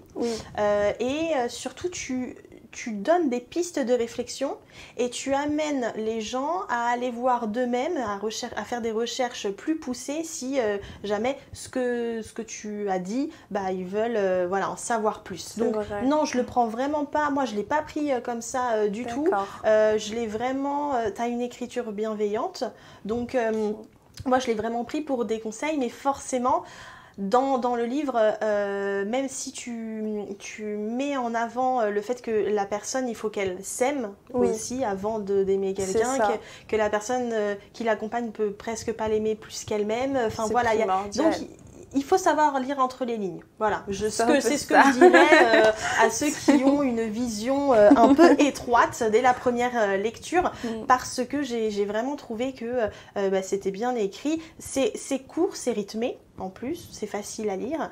Et il ne faut vraiment pas s'arrêter ni à la couleur de la page de couverture, ni au titre. Et donc, du coup, là, toi, tu étais plus à l'aise d'écrire pour des femmes en étant une, peut-être. C'est ça. En fait, mais après mes amis masculins qui l'ont lu aussi, ils m'ont dit mais tu nous as oubliés. J'ai dit non, vous devez même le lire avant vos copines et vous arriverez à mieux les comprendre aussi en fait finalement parce que. Et à savoir toutes les questions que nous en tant que femmes on se pose. Exactement. Et du coup comment ça a été accueilli par tes proches justement? Tu nous parles de tes amis, femmes comme hommes qui l'ont lu. C'est ça. Mes amis, franchement, ça a été. Je pense qu'ils étaient agréablement surpris parce que je criais pas sur les toits que j'écrivais et que donc voilà, ils s'y attendaient pas trop. La famille non plus. J'avoue qu'au départ, j'étais un peu gênée, donc j'ai interdit à mon père et mes frères de le lire. C'était autorisé qu'aux femmes, juste pour la famille. D'accord. C'était par étapes, quoi. C'est ça. Eux, ils ont dû attendre la sortie. Une fois que je me suis dit, bon, c'est bon, le monde va le voir, alors autant qu'ils le lisent maintenant. Mais, parce que c'est un peu... Alors, je ne sais pas quelle est la part qui t'appartient, quel pan de ta vie on retrouve, parce que forcément, je pense que tu vas t'inspirer de ce qui t'est arrivé, mais c'est quand même une sacrée mise à nu. C'est ça. Donc c'est vrai que bon, le papa et les frères qui rentrent dans la sphère privée, je comprends. Est-ce que, donc, on dit souvent que le cordonnier est le plus mal chaussé. Est-ce que ces conseils te servent aussi dans ta vie de couple ? Oui, bah oui. Non, ce que j'ai écrit, il faut l'utiliser quotidiennement, donc j'ai fait pareil. Et maintenant que mon entourage l'a lu et mon conjoint aussi, ils en profitent en fait. Tous les jours, on va me rappeler, souviens-toi de ce que tu as écrit. C'est vilain. Oh là là. C'est vilain de s'appuyer dessus, mais c'est vrai que du coup, tu l'as fait pour être presque un livre de référence, un livre de chevet qui reste sur le chevet. Quoi. Oui. Le côté pratique où on peut revenir directement à un chapitre, parce que là en ce moment c'est le côté communication qui va pas, on se dispute avec notre partenaire, alors on se dit bon c'est quoi encore la règle pour l'apaiser là, parce que c'est compliqué. Et tu as eu des retours pour des personnes par exemple pour qui ça n'allait pas forcément, où il y avait des nœuds et que ton livre a aidé? Alors cela pas encore pour l'instant, ou du moins on ne peut pas trop le savoir parce qu'ils le disent pas forcément, mais j'ai plus eu des retours de personnes qui étaient déjà mariées depuis des années et qui m'ont dit qu'ils étaient étonnés qu'à cet âge-là j'ai compris ça. Plutôt, et que eux ils l'ont compris au bout de 10 ans de mariage. Ouais. C'est plus pour l'instant c'est plus ça que j'ai eu comme retour. Bah, c'est déjà un très beau compliment. Du coup je voulais savoir, est-ce qu'on peut s'attendre à une suite? Est-ce que tu as déjà une idée, ou une suite, ou un autre livre, un autre projet? Est-ce que tu as déjà une idée d'un thème que tu aborderais dans ton prochain écrit? Il y en a plein. C'est vrai? Il y en a T'es très inspirée? Bah, déjà, il y avait moi, mais les gens, j'ai eu tellement... avant même de le lire, ils ont vu le titre, tout le monde m'a demandé, donc pourquoi pas 5 astuces pour garder sa femme? Donc déjà, je me dis, il faut peut-être que vraiment je le fasse. Et il y a beaucoup de femmes qui m'ont demandé, non mais nous, on veut 5 astuces pour larguer son mec, en fait. Donc voilà, j'ai compris. Les femmes du 21e siècle, oui, je comprends. Hein, oui, nous sommes dans une société de consommation et ça va vite. Il faut tout faire, c'est ça. Il est périmé, il faut changer. Voilà, exactement. Mais après, c'est pas complètement hors sujet par rapport à la société dans laquelle on vit. Hein. Non, en effet, la volonté d'avoir, même si c'était pour rire, le fait de larguer quelqu'un, c'est vrai que tout va tellement vite. Je pense que notre génération, ça sera rare qu'on soit marié à la même personne pendant 40 ans. Donc non, je suis pas trop étonnée. Après, c'est vrai que ça serait drôle de faire 5 astuces pour garder sa femme avec une couverture bleue. Oui. Et c'est totalement cliché. Voilà, mais bon, au moins, on le reconnaît de loin. Et puis, encore une fois, il faut aller plus loin que la couverture et le titre. C'est vraiment très important. Faites-moi confiance. Je tiens à préciser qu'à la base, c'était bleu en plus. C'est vrai? Après, c'est passé rouge. Mais c'est juste que quand il m'a montré l'éditeur le rose, j'ai trouvé ça trop beau. Ça n'a rien à voir avec le titre, en fait. Il fallait que tu fasses avec ton ressenti. Et tu as très bien fait. Est-ce que, donc on y a répondu, hein, si le livre s'adresse finalement au couple, mais est-ce qu'il s'adresse à un type de couple en particulier? Est-ce que ça va plus, tu penses qu'il va y avoir plus d'écho chez les gens qui sont mariés depuis longtemps, chez les célibataires finalement, aussi, oui. Ou alors des jeunes couples par rapport à... Franchement, chez tout le monde. Et pour vérifier ça, c'est le fait que j'ai une famille intergénérationnelle en fait. Donc ceux qui ont 18 ans l'ont lu, ceux qui ont la trentaine et qui sont en couple aussi, et ceux qui ont la cinquantaine jusqu'à 70 ans, je les fais lire. D'accord, ok. Voilà. C'est un beau record déjà. Moi, parce que je fouille forcément quand je prépare mes sujets, et j'ai vu que tu avais mis une vidéo en ligne sur YouTube, donc une chaîne YouTube que tu as créée. Ouais, c'est tout récent. Tout à fait, mais je suis à la page. C'est un nouveau projet? C'est ça. Je me suis dit que, pareil, un peu comme le blog, vu que j'ai envie d'écrire d'autres livres, pouvoir interagir directement avec les personnes concernées à travers une chaîne YouTube, ça m'aiderait, ça me donnerait des idées aussi, les questions que les gens se posent le plus pour essayer de répondre directement, de résoudre leurs problèmes et d'écrire pour y répondre. Moi, j'avais un petit portrait chinois que je voulais te faire faire. Attention. Alors, si tu étais un livre. Bonne question. Alors là, t'as dû en lire beaucoup? Oui. Plutôt romance. Orgueil et préjugés. Orgueil et préjugés. Si tu étais un film, tu n'as pas le droit à la même réponse. Ah mince. C'est trop facile. Pourtant. Ah mince. Un film. Think Like a Man. Ah ouais, pas mal du tout. Si tu étais un dessert.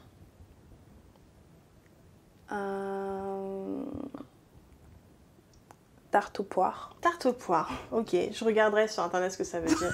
Je savais même pas que ça voulait dire quelque chose. Non, je sais pas non plus. Si tu étais un événement historique. Waouh. Est-ce que quelque chose t'a vraiment marqué Le plus important, l'abolition de l'esclavage. Il n'y a pas de bonne réponse, mais c'est très bien comme réponse. Et si tu étais un mot? Amour. J'en étais sûre. Je crois que j'aurais pu le dire à ta place. C'est la base pour moi. Donc voilà, si on a un profiler qui nous regarde, vous prenez toutes les réponses et puis vous aurez le profil de Jacqueline. Hâte de le connaître. Et enfin, tu vas nous rappeler où est-ce qu'on peut acheter ton livre, quel est le tarif. Je crois qu'il est disponible dans 2 formats différents. Et puis enfin, tu vas nous rappeler tes réseaux. Alors, 5 astuces pour garder son homme. J'ai une page Facebook, Jacqueline Guimbous l'écrivaine. Pareil pour Instagram. Et du coup, j'ai créé une chaîne YouTube qui s'appelle Love Conseil. Et elle a aussi sa page Instagram qui est Love Conseil aussi. Et pareil sur TikTok. Et le livre, il est disponible dans toutes les librairies. Je vous conseille de privilégier du coup les commerces de proximité, vu la conjoncture actuelle. Et en plus, il n'y aura pas les frais de port si vous allez à la librairie du coin et ça coûte 9 €. Et sinon, il est disponible en version e-book à 6,49 €, je crois. Et sur toutes les plateformes en ligne, Cultura, Fnac, Chapitre, Décitre, tout ce qui... On ne peut pas te louper, quoi. C'est ça, il faut le faire. Faut le taper le titre et puis vous le trouvez, quoi. Alors, je vous rassure parce que là, elle a donné beaucoup d'informations. C'est vrai. Je vous remettrai tous les liens partout où vous pouvez la trouver, que ce soit en format site internet, ou alors sa chaîne YouTube, ou alors ses conseils, ou alors son livre. Vous allez tout retrouver sur la page de Parlons-en dans quelques jours, incessamment sous peu. Je vous mettrai tous les liens, ne vous inquiétez pas. Merci beaucoup, Jacqueline, pour cette interview haute en couleurs, toute de rose vêtue. Nous, on continue et puis on passe à un reportage que j'ai eu beaucoup de plaisir à faire, un peu comme tous les reportages que je fais, parce que je suis très curieuse et passionnée. Et donc, du coup, je suis allée rendre visite au directeur du musée Bossuet, qui se trouve à Meaux, pour une exposition qui s'appelle Feu les Moulins et qui a malheureusement ouvert ses portes très peu de temps et qui a dû refermer à cause du confinement. Ils n'attendent que ça, vous faire découvrir cette belle exposition. Je vous laisse regarder pour en apprendre un peu plus et on revient juste après.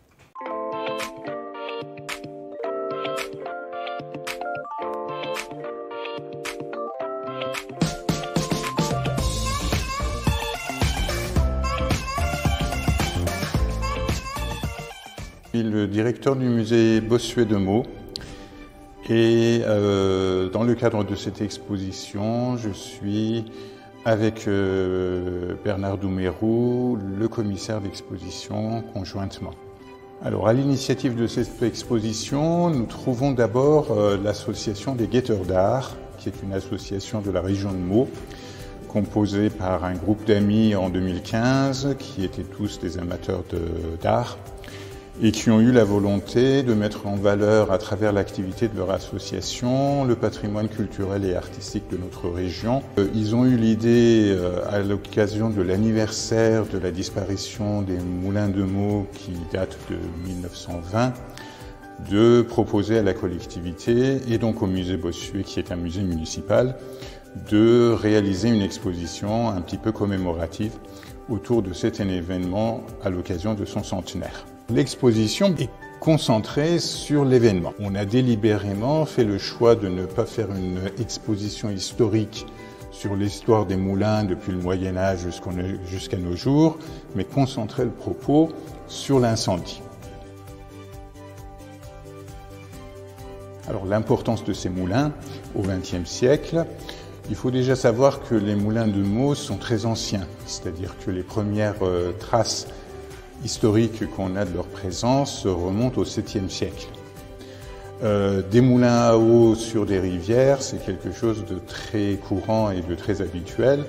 Au Moyen-Âge et sous l'Ancien Régime, la plupart des villes qui étaient au bord de l'eau possédaient des moulins de ce genre. On est dans une période, les années 1900 à 1920, où la plupart des moulins à eau en France commencent à disparaître. Et Meaux possédait en 1920 l'un des rares ensembles de moulins encore en activité dans notre pays. Alors la conséquence majeure de leur disparition, c'est d'abord un choc assez important dans la mémoire collective des habitants. L'autre effet important, c'est l'incendie lui-même. C'est un gigantesque incendie, les flammes sont montées jusqu'à presque 60 mètres de hauteur. Donc ça a été un événement en soi très impressionnant qui a attiré toute la population. À l'époque, Meaux n'est pas une grande ville, il y a une dizaine de milliers d'habitants, donc pratiquement tout le monde est venu assister au spectacle. Là, en 1920, on est entré dans l'ère industrielle, c'est l'énergie électrique qui fait tourner les moteurs, et donc bien entendu, reconstruire des moulins à eau n'est absolument pas rentable économiquement, et donc on y renonce. Alors sur les causes de l'incendie, on est aujourd'hui, avec les études historiques, pratiquement sûr et certain que c'était un incendie accidentel. L'espace principal de l'exposition, c'est la mise en décor, je dirais, de l'incendie avec l'intervention des pompiers. L'objet le plus symbolique de cet espace-là, c'est une pompe à incendie pour montrer quels étaient les outils utilisés par les pompiers à l'époque pour essayer d'éteindre cet incendie et, compte tenu de l'importance de l'incendie, montrer que ce matériel-là n'était absolument pas suffisant pour pouvoir combattre le feu. Mais en même temps, c'est montrer aussi le courage de ces pompiers qui étaient tous des volontaires pour intervenir et sauver ce qui pouvait être sauvé. L'espace d'introduction pour faire parvenir le visiteur à l'incendie lui-même, c'est un espace qui est dédié à la presse, puisque on remarque que cet épisode est un épisode qui a été tout de suite approprié par la presse, à la fois la presse locale, qui a beaucoup écrit à partir du lendemain de l'incendie sur la catastrophe, mais également la presse nationale, voire même internationale, puisqu'il y a eu même des journaux jusqu'aux États-Unis qui ont rapporté l'événement. Donc l'événement prend une tournure nationale du fait du caractère assez unique et exceptionnel de l'ensemble architectural de moulins qui existait à Meaux. Il y a une dimension artistique liée au moulin qui est développée. On a environ 120 œuvres qui sont exposées. De ce point de vue-là, l'iconographie est très présente dans cette exposition. Il y a vraiment eu une volonté de montrer le regard des artistes et des photographes sur les moulins. Bien entendu, c'est une exposition qui va s'adresser avant tout aux habitants, puisque ce sont les Meldois et les habitants de toute la région du pays de Meaux qui sont les premiers intéressés par le sujet et la thématique de l'exposition. Au-delà de ça, le sujet des moulins est un sujet qui est très à la mode et qui est très apprécié. Et puis, à côté, bien entendu, du grand public, une cible privilégiée, ce sont les publics scolaires, puisque c'est un thème et un sujet qui va forcément, par la force des choses, passionner les enfants. Donc, on a mis en place des outils pédagogiques aussi, un livret-jeu pour découvrir l'exposition en famille, des ateliers pédagogiques qui sont proposés à heure fixe pour aller un peu plus loin, faire de la création, fabriquer sa propre maquette de moulin à eau. Donc tout un ensemble d'activités ludiques qui viennent compléter la visite et surtout inciter les familles à venir visiter. À propos de l'ouvrage qui est lié à l'exposition, c'était peut-être bienvenu et intéressant de faire un ouvrage, un livre, qui raconte l'épisode de l'incendie de manière détaillée et circonstanciée, en s'appuyant sur les données d'archives, sur les données de la presse, les documents sources. Cette exposition a démarré à l'occasion des Journées du patrimoine 2020. En fait, l'objectif, c'était de pouvoir l'inaugurer à l'occasion et au moment de l'anniversaire de l'incendie des moulins. Ça nous a amené à prolonger cette exposition jusqu'au mois de septembre prochain. C'est une exposition temporaire, la visite est gratuite pour les expos temporaires et on compte vraiment avec impatience la réouverture pour redémarrer l'exposition. Merci encore au musée Bossuet de nous avoir reçus. J'espère que vous avez apprécié le reportage et vous le retrouverez bien entendu comme tous les reportages que vous avez vus dans cette émission en format tout seul. En fait, je vais le mettre sur Parlons-en et vous pourrez du coup regarder le reportage, le partager et en parler. Ce sera avec grand plaisir. Nous sommes en compagnie d'une nouvelle invitée que l'on va voir tout de suite à l'écran. Bonsoir Astrid. Bonsoir. Ça va ? Au top. Et vous ? Alors, ça va très bien. Je suis vraiment désolée pour le petit retard qu'on a pris. J'ai été emportée dans une interview sur la musicothérapie passionnante et donc on a pris un petit peu de retard. Astrid Faure, merci beaucoup d'être avec nous ce soir. Vous allez nous parler d'une nouveauté. Alors pour moi, c'est vrai que ça n'existe pas depuis très longtemps, mais quand même ça a déjà fait son petit chemin d'un jeu qui s'appelle Enquête en cavale. Jusque-là, je ne me trompe pas. Eh oui, vous avez tout juste. Alors, c'est un projet qui a vu le jour en 2019, donc c'est ce que je disais, c'est très récent. Alors, je voulais d'abord que vous nous expliquiez en quoi consiste, donc assez rapidement, on va rentrer dans le détail après, en quoi consiste Enquête en cavale. Alors, Enquête en cavale, c'est un jeu d'enquête par courrier postal pour les enfants de 7 à 12 ans, donc l'âge du primaire. C'est un jeu dont ils sont les héros, sans aucune interface écran. Donc, tous les mois, ils reçoivent par la poste un mystérieux coffret qui ressemble par exemple à en plus, ça. on a l'exemple en vrai et tout. Quasiment en vrai. Donc, tous les mois, un petit coffret comme celui-ci, rempli d'objets assez énigmatiques, comme celui-là, des illustrations, etc. Et surtout, à chaque fois, un carnet d'enquête avec 10 énigmes qui doivent élucider. Et surtout, l'intérêt du projet, c'est que les enfants lisent évidemment et écrivent et renvoient leurs découvertes d'enquêteurs par la poste au travers d'une enveloppe préaffranchie qu'on leur fournit. Et le mois suivant, on leur envoie la suite de l'aventure. Et donc, il y a vraiment un échange épistolaire avec l'enfant. D'accord, ok. Donc, on revient un petit peu à ce que nous, on a connu. Et justement cet échange épistolaire où on est complètement déconnecté des écrans. Exactement. Donc c'est une déconnexion des écrans, retour au papier.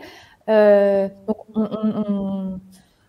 on vend notre produit sur Internet. Donc, on n'est pas du tout anti-écran, mais vraiment l'expérience papier pour l'enfant est vraiment axée autour de ça. Donc, il y a vraiment des enfants aujourd'hui qui se disent « Ah oui, les boîtes jaunes dans la rue, ce sont des boîtes aux lettres et ça fonctionne, il se passe quelque chose quand on met quelque chose dedans. » C'est assez marrant. Donc oui, retour à l'ancienne, mais en même temps avec toute la modernité qu'on lui apporte, quoi. Est-ce que je pourrais savoir d'où vous est venue cette idée? Moi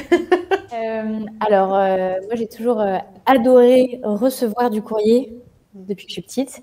J'allais jusqu'à vérifier la boîte aux lettres plusieurs fois par jour, malgré le fait que je sache que le facteur ne passe qu'une seule fois.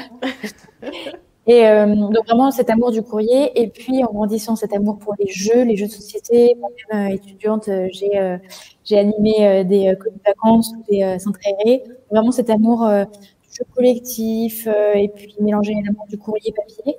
Et puis jusqu'à ce que j'ai le déclic professionnel, j'ai envie de m'engager en fait dans un projet qui ait du sens, qui soit bon pour l'éducation, qui a un impact sur la vie des gens en fait, qui déconnecte les enfants des écrans. Vraiment, je me suis sentie responsable de cette mission, proposer des alternatives intelligentes aux écrans.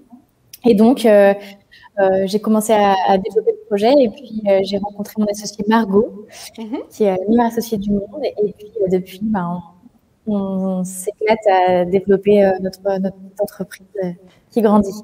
Et il me semble que quand vous l'avez mis sur pied, en tout cas la première enquête, le concept, vous l'avez fait en un temps record. Oui, vous êtes bien informée. Oui, hein, j'essaye. En fait, avec Margot, quand on s'est dit qu'il fallait qu'on sorte quelque chose, on était en septembre 2018 et on s'est dit, bon, un jeu pour enfants, c'est quand même un peu dommage qu'on loupe Noël. On avait de septembre, jusqu'à décembre pour le faire, quoi.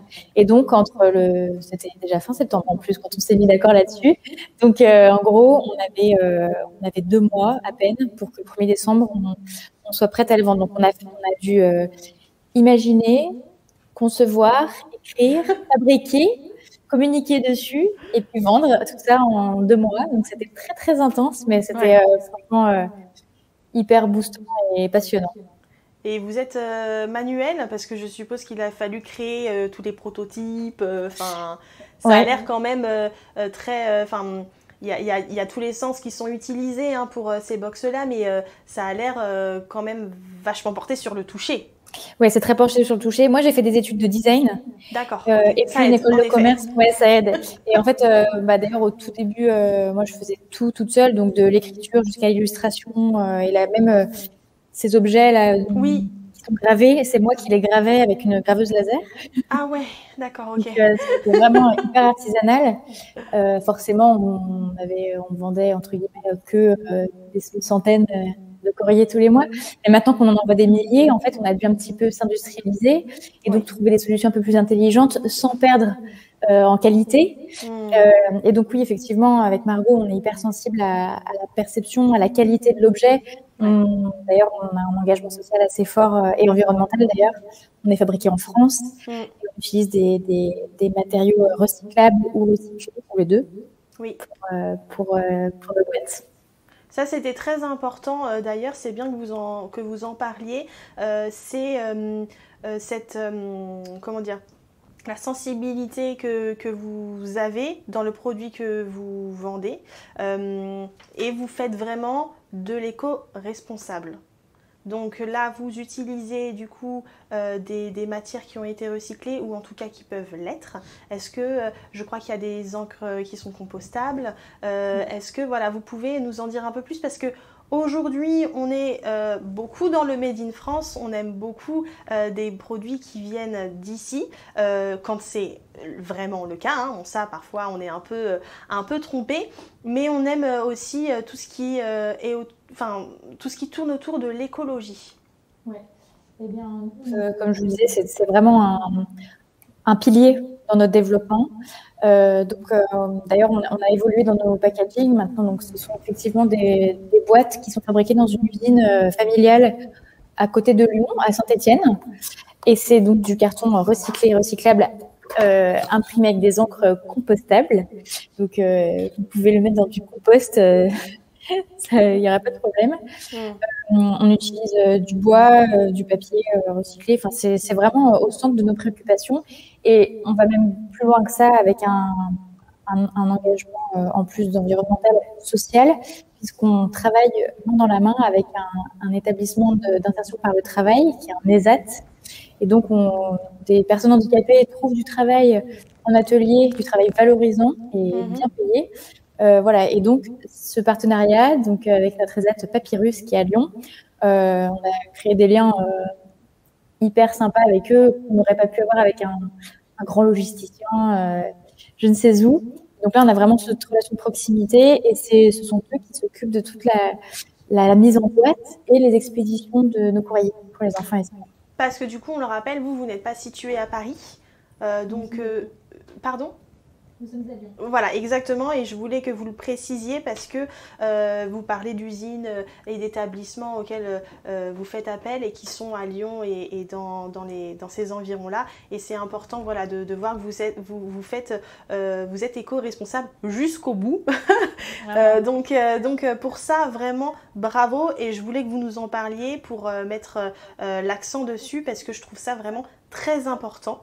À ce jour, on va revenir sur les boîtes en elles-mêmes. Vous proposez 3 enquêtes, c'est bien ça ? Exactement. Donc on va pouvoir voir juste en bas de l'écran et que vous nous avez déjà montré. Alors nous avons opération puce à l'oreille et Maelstrom qui s'adresse aux 7-12 ans. Et on a aussi l'opération Atlas qui a une petite particularité parce que elle a 2 niveaux de difficulté. Une box qui est pour les 7-9 ans et une autre pour les 10-12 ans. Alors du coup, pourquoi faire 2 niveaux pour cette nouvelle enquête ? Alors, en fait, on avait la toute première enquête, c'était sur l'espace. Ensuite, on a arrêté de la vendre pour l'améliorer. Donc, on est passé à celle sur les fonds marins. On a fait un niveau de difficulté général pour tous les enfants. Puis l'enquête sur les insectes. Et puis, on s'est dit bon, maintenant qu'on a un peu plus d'expérience et puis de clients, on va pouvoir affiner un peu plus notre offre et donc proposer en deux catégories de niveaux. Donc vraiment, c'était pour pouvoir coller encore plus aux besoins de nos clients. Et donc, dans les 2 coffrets, ce sont exactement les mêmes histoires. Ouais.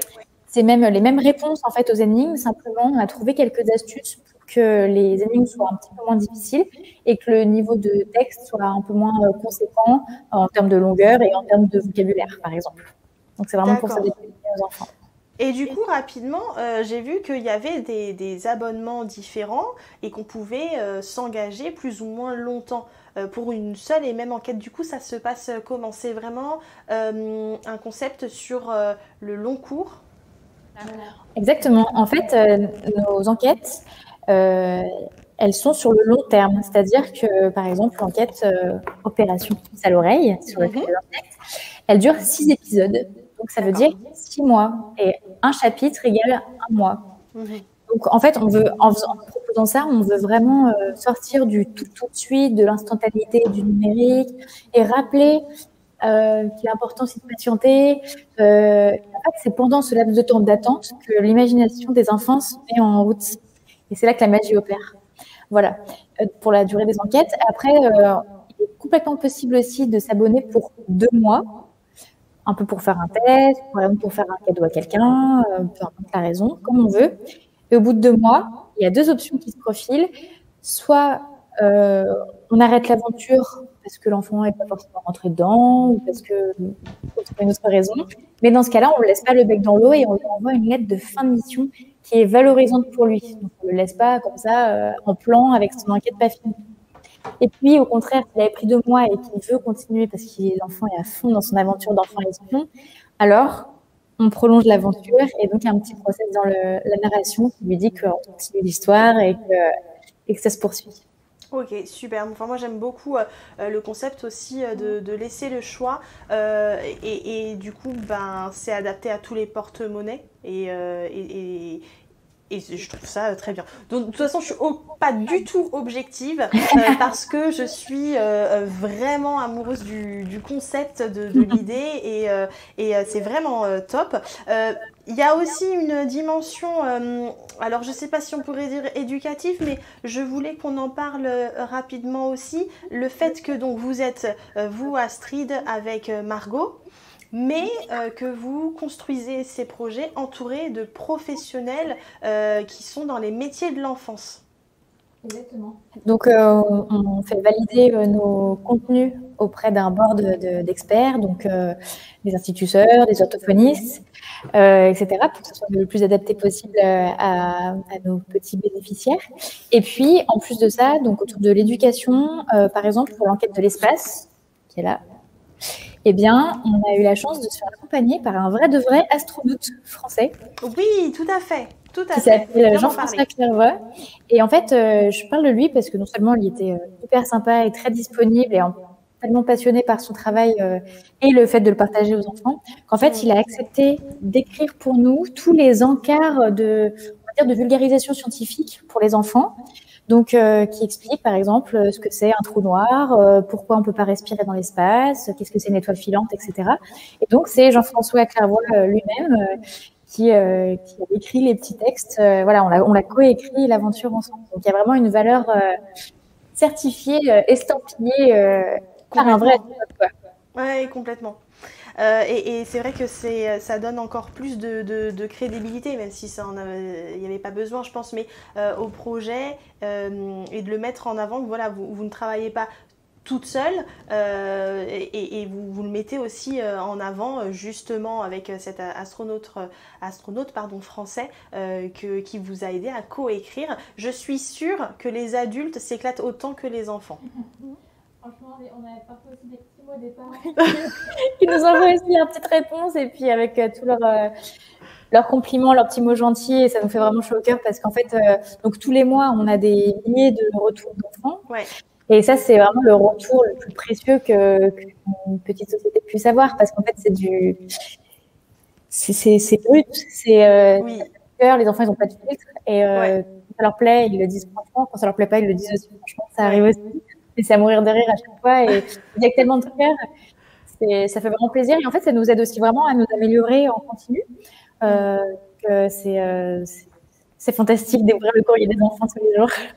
Ah bah ça se voit hein, de toute façon que vous aimez votre métier et ça fait vraiment plaisir à voir. Moi j'ai vu une phrase qui m'a interpellée, je voulais savoir si c'est ça aussi qui a été un électrochoc hein, pour créer ce projet, c'est qu'il y a chez les enfants 98% de génie créatif alors qu'on ne retrouve que 2% chez les adultes.